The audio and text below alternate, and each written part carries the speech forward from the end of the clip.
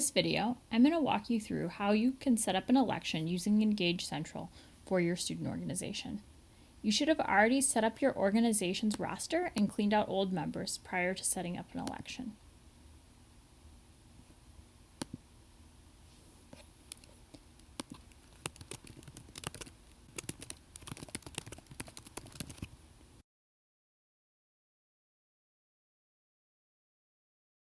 You're going to go ahead and give your election a date range that you want it to be open.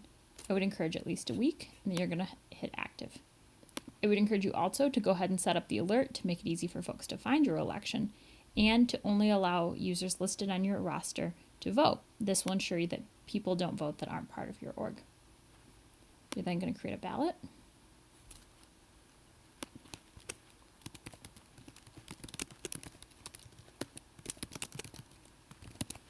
Generally, leaving enabled is the best option. If you need to only let a subset of your organization vote, you would hit disabled, but then you would need to also contact the Office of Student Activities and Involvement to get that subsection set up. Here, setting up a ballot is much like setting up a form in Engage or in like a SurveyMonkey or Google Forms type setup. You're going to go ahead and have a couple of options. First, you can do a checkbox list. This is going to allow people to select multiple options for the same item. So maybe you have multiple people who can be senators in your organization.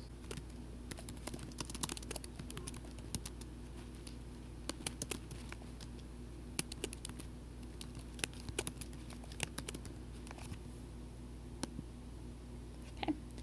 But if people can say that people can only vote for 2. If you want to set that up, you're going to click this box here to edit.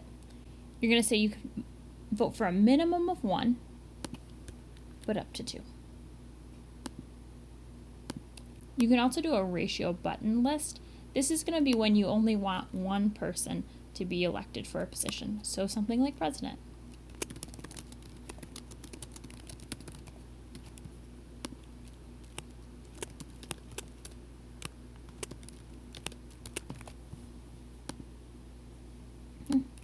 You can do text fields. This is going to allow folks to write in answers, but this won't tabulate the answers in the same way as a normal election.